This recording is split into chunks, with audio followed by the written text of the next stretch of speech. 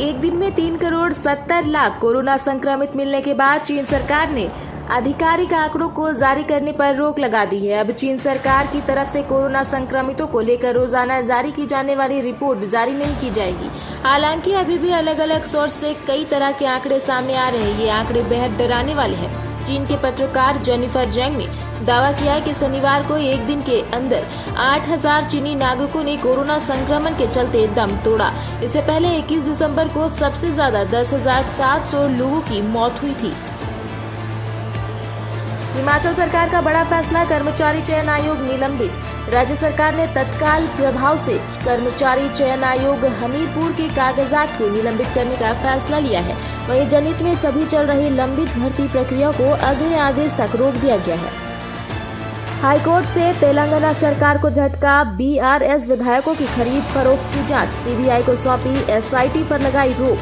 Telangana high court में BRS विधायक की खरीद फरोख्त के मामले में सीबीआई को ट्रांसफर कर दिया गया है। साथ ही हाईकोर्ट ने राज्य सरकार की ओर से नियुक्त विशेष जांच दल को भी रद्द किया है। राज्य सरकार कोर्ट के इस फैसले के खिलाफ अपील कर रही है। बीजेपी ने हाई कोर्ट के फैसले का स्वागत किया है। बीजेपी नेता और एडवोकेट रामचंद्र राव ने कहा कि हाई कोर्ट में बीआरएस विधायक की खरीद फरोख्त पर मामले की सीबीआई को ट्रांसफर कर दी गई है। हाई कोर्ट ने एसआईटी को भी रद्द किया है। हम इस फैसले का स्वागत करते हैं।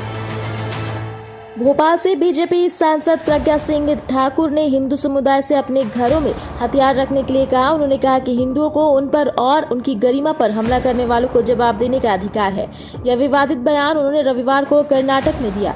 सांसद कर्नाटक में शिवमोगा में आयोजित हिंदू जागरण वादी के दक्षिण क्षेत्रीय वार्षिक सम्मेलन में शामिल हुई। इसका एक वीडियो सामने आया है। भोपाल सांसद ने कहा कि अपने घरों में हथियार रखो, कुछ नहीं तो कम से कम सब्जियां काटने के लिए चाकू तेज रखो। पता नहीं क्या स्थिति पैदा हो जाए, अगर कोई हमारे घर में घुसपैठी करता है तो हम उस पर हमला कर सके और मुंह तोड़ जवाब देना हमारा अधिकार है। भारत जोड़ो यात्रा में ब्रेक लगाकर राहुल गांधी सोमवार को सुबह दिल्ली से पूर्व प्रधानमंत्री अटल बिहारी वाजपेयी की समाधि पर पहुंचे। राहुल के पूर्व पीएम की समाधि पर पहुंचने के बाद भाजपा ने उन पर जमकर हंगामा बोला। भाजपा ने कहा कि अगर कांग्रेस वाकई अटल जी का सम्मान करती है तो उन्हें अंग्रेजों का मुखबिर कहने वाले गौरव पांधी को कांग्रेस से निकाले, साथ ही उनके बयान के लिए माफी भी मांगे। 14 साल की युवती पैदल चलकर अस्पताल पहुंची। युवती गर्भवती थी और खून की भी कमी थी। उसे तुरंत अस्पताल में भर्ती कराया गया, जहां नॉर्मल डिलीवरी के बाद उसने बेटे को जन्म दिया। घटना सिमडेगा के केसलपुर डोंगापानी गांव की है। गांव की रहने वाली जय राम नायक नाम के व्यक्ति ने युवती को डरा धमकाकर उसके साथ संबंध स्थापित किया। युवती जब गर्भवती हो गई तो युवक उसे छोड़कर फरार हो गया। इससे पहल पर गांव में एक बैठक हुई जिसमें युवक पर ग्रामीणों ने शादी का दबाव बनाया था। युवक गांव से फरार हो गया, जबकि परिजनों का कहना है कि वह कमाने दूसरे शहर गया है। सीतापुर रोड के शेरपुर इलाके में शनिवार रात को रोंगटे खड़े कर देने वाली वारदात हुई, जहां एक भाई ने अपनी छोटी बहन की गला घोंटकर हत्या कर दी। इतना ही नहीं, वारदात को अंजाम देने के बाद हत्यारे ने शव को घर के अंदर ही कमरे में दफनाकर गड्ढा पाट दिया और इसके ऊपर ईंट बिछा दी। इस घटना का खुलासा एक गोपनीय फोन से हुआ। सूचना पर रविवार रात पुलिस ने घर पर छापेमारी कर सर्च ऑपरेशन चलाया और कमरे से शव को बरामद कर लिया। पुलिस आरोपित को गिरफ्तार कर उससे पूछताछ कर रही है। फिलहाल इंटरोगेशन से पता चला है कि युवक ने अवैध संबंध के शक में बहन को मार डाला था। शिवम विहार कॉलोनी के निकट होटल रॉयल रेसिडेंसी में महिला का शव कमरे से मिला। छानबीन के सामने आया है कि बागपत निवासी महिला मेदीनगर में रहने वाली गौरव के साथ रात में होटल गई थी।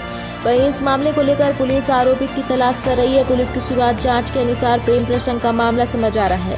होटल के कर्मचारी ने बताया कि गौरव सुबह से कमरे के बाहर से कुंडी बंद कर चला गया था। दोपहर तक भी वह वापस नहीं आया तो उन्होंने कमरे की कुंडी खटखटाई, जिसके बाद देर तक कोई बाहर नहीं आया तो कमरा को खोल दिया गया। इस दौरान महिला मृत अवस्था में पाई गई। महिला के गले के साथ साथ शरीर के अन्य हिस्सों में भी चोट के निशान है। इसकी सूचना होटल प्रबंधन ने पुलिस को दे दी है। मौके पर पहुंची पुलिस ने छानबीन के बाद शव को पोस्टमार्टम के लिए भेज दिया है। गौरव की तलाश के लिए पुलिस की टीम जगह जगह तफ्तीश कर रही है।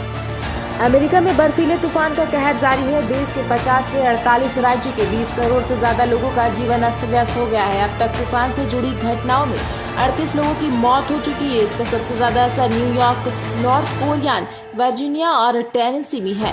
4 दिन से जारी भारी बर्फीली की वजह से शहरों में हालात बदतर हो गया है। लोग घरों, कारों और रेस्टोरेंट में कई घंटे फंसे रहे। वहीं सड़क, रेल और हवाई यातायात पूरी तरह से ठप हो गई है। 4 दिन अमेरिका में 12,000 फ्लाइट कैंसिल हो चुके हैं।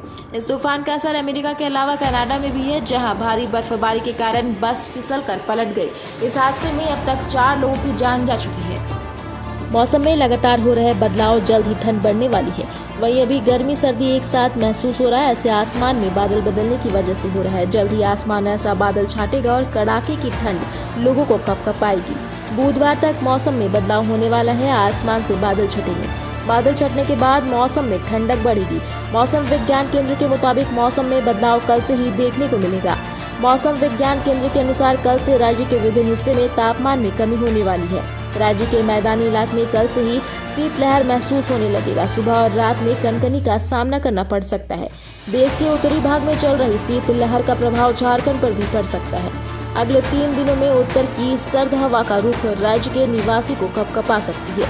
वहीं यहाँ न्यूनतम तापमान में 6 डिग्री तक गिरावट आ सकती है, जबकि अधिकतम तापमान 3 से 4 डिग्री नीचे जा सकता है।